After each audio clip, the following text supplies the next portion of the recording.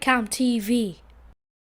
Welcome to Cam TV, Episode 1, Life of a Footballer. My guest here today is Nathan Dyer.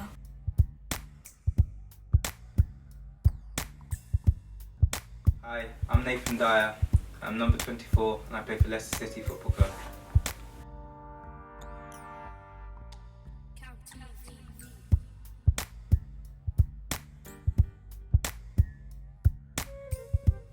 Nice to meet you. Nice to meet you too.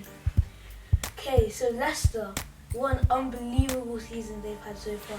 Yes. What is it down to? It's been brilliant, to be fair. I think nobody could have wrote what's happening at the moment.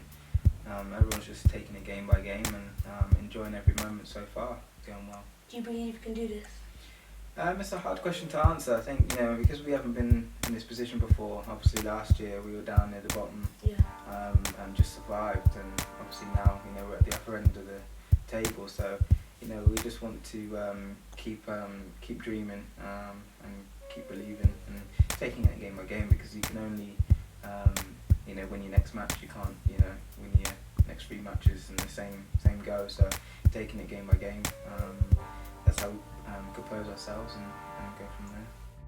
If there are lots of different range of boots, do you get to choose what boots you get to wear? This is a good question. Actually, no, we're not allowed to choose what we want to wear. We have to wear the newest boots that are out at the time.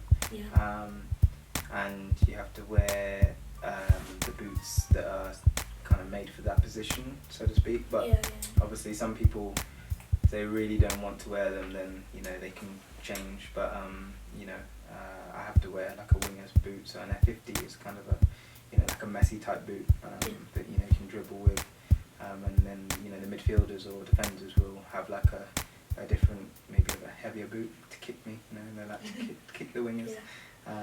So they have a different type base boot. So there's lots of different variations of the boots that you can wear. And I just like the lightest because I don't like feeling heavy. So do you have the ones with the high tops, like the socks ones? Yeah. I think Nike actually started those ones, and I think Adidas have like a very small one. But I've seen the new boots for next season as well, and they're looking really nice. So I can't wait to put those on as well. When you hear on Sky Sports that you are the target of another club, and there's so many weeks and months to go in the transfer window, how is your reaction in training and in the matches? Does it affect you in any way? That's a good question. I mean, certain players handle it different ways. I think the best way to handle it and to be professional is to not think about that whilst you're training or playing a match. When you go to work, it's to work. When you're off in the field, then you can speak to your advisors or speak to whoever you need to speak to about the situation that's happening. Sometimes it could be rumours as well, so it couldn't be right. So you don't want to throw your toys out the pram too early, which players have done in the past and hasn't worked out well for them because they think that it's real and they want to leave and it doesn't materialise. But I think you've just got to be professional and put that to the back of the mind and train as hard as you can, give 100% every training session. I think as a manager I would have a lot of different coaches to do different stuff in training, like one for the goalkeeping, and one for the defensive players, and one for the holding midfielders, and one for the wingers and one for the attackers, which kind of they'll combine a little bit during the training session. And then after about how long are your training sessions? They can last up to, they can last up to about 2 hours, 2.5 hours. Depends on the manager and the team. It could be longer, it could be shorter, but probably around 2.5 hours. What research do you do about the players, or about the challenging players? What research do you do about how do you research about them? Do you figure out how they play to stop them?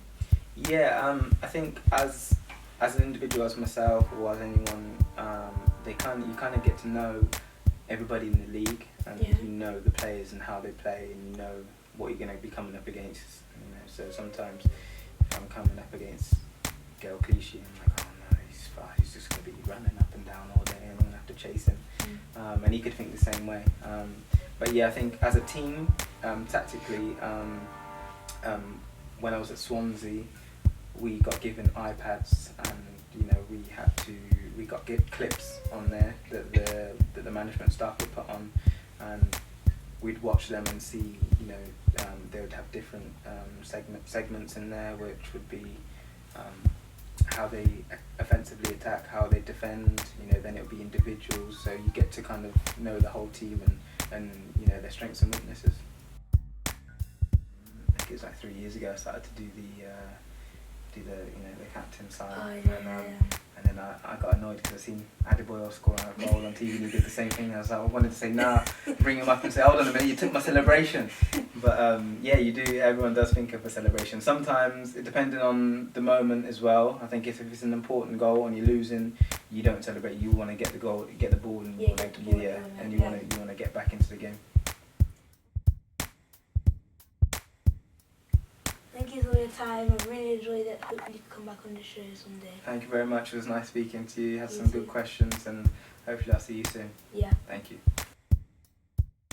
Camp TV.